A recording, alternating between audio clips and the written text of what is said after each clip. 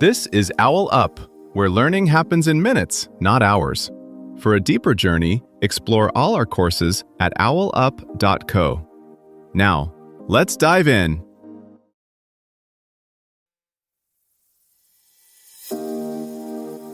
Welcome to Chapter 1 of our series, How Governments Actually Work, Systems of Power.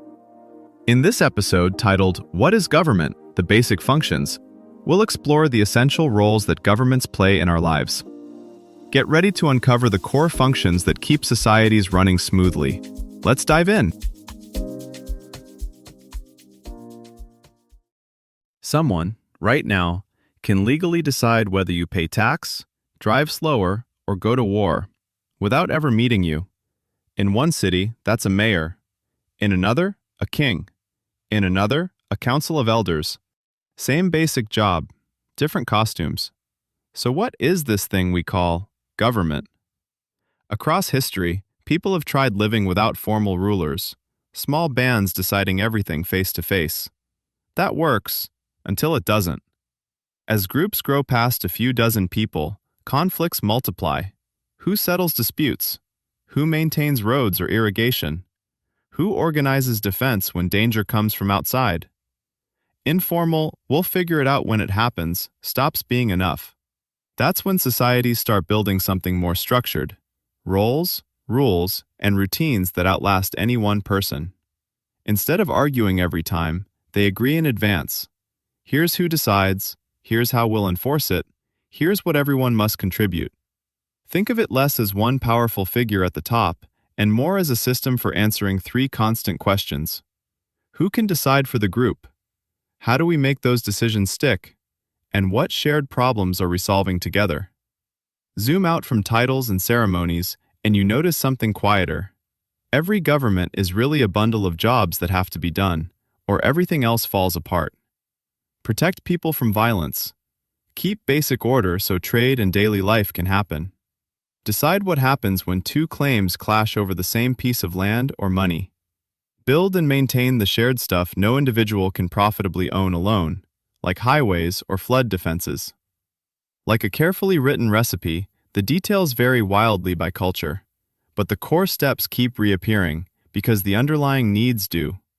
Start with the least glamorous job, preventing chaos from spreading. Not just dramatic crime or invasion, but the slow drift into dysfunction when no one is clearly in charge of who does what, when. Governments do this by coordinating expectations. Signals like traffic lights, school calendars, business regulations, and zoning rules tell millions of strangers how to move around each other without colliding, literally and figuratively. Next comes the quieter work of defining fair in practical terms.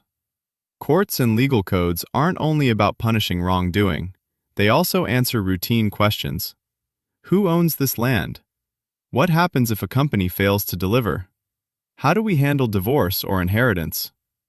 That predictable backdrop lets people take risks, start a business, buy a home, sign a contract, because they can guess how disputes will be resolved. Remove that predictability, and transactions shrink back to people you personally trust. Then there's the physical skeleton of collective life, infrastructure. Private firms can and do build a lot, but some systems are so large, long-term, or unprofitable in the short run that only a public actor will take them on.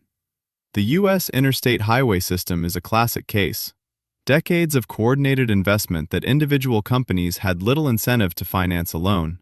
Yet it transformed logistics, commuting, and even where people chose to live. Layered on top is economic and fiscal management. When a government taxes and spends, it's not just redistributing money, it's steering resources toward things markets tend to underprovide. Basic research, disease control, universal schooling. In rich democracies, that typically adds up to roughly a third of the economy, 34.1% of GDP in taxes across OECD countries in 2022, channeled through public budgets rather than left entirely to private choice.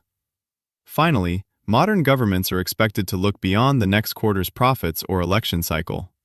They sign climate agreements, regulate pollution, plan for aging populations, and prepare for pandemics.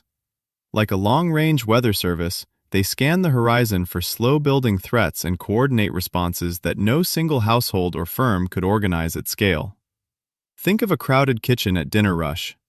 One station chops, another sautés, someone else calls tickets and watches the clock. No single cook sees the whole picture, but the head chef has to time every dish so they land on the table together, hot and edible. That's close to what's happening when a government synchronizes school hours with public transit or coordinates power grids that cross state lines. Concrete examples help. When a river crosses several countries, each one could overuse the water, pollute it, and blame the others. Instead, they sometimes sign binding water-sharing treaties, agreeing on who can draw how much and when. That's not just law on paper, it's joint monitoring stations, emergency drought rules, and shared data so farmers and factories can plan. Or take disease outbreaks. Labs in different cities report unusual cases, health agencies compare patterns, budgets shift to fund vaccines, and border controls adjust. No single hospital can do that, only a coordinating layer above them can.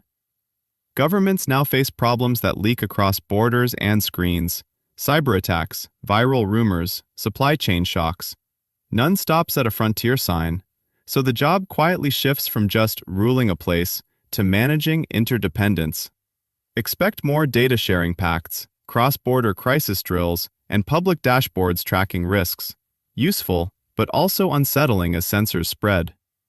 Your challenge this week: notice every time an app or device reports data upward. Ask, who might govern this, and how? In the next episodes, we'll unpack who actually pulls these levers: civil servants, lobbyists, judges, voters, even algorithms. Think of this as learning a city's backstreets instead of just its postcard skyline. The more you see the wiring behind public decisions, the harder it is to accept that's just how things are as an answer. Try this experiment. Pick one basic function of government discussed in the episode, like providing public goods, parks, roads, libraries, or ensuring public safety, and spend 30 minutes today walking or driving around your community, hunting for real-world examples of it in action. For each example you spot, a traffic light, a school, a fire station, a public bus, ask, what would happen here if government didn't do this? And quickly rate from 1 to 5 how essential it feels. Then, talk to one friend or family member and compare which functions each of you rated as most essential. You'll likely discover you disagree on which roles government should prioritize, and that's the insight. This was OwlUp, your daily step forward.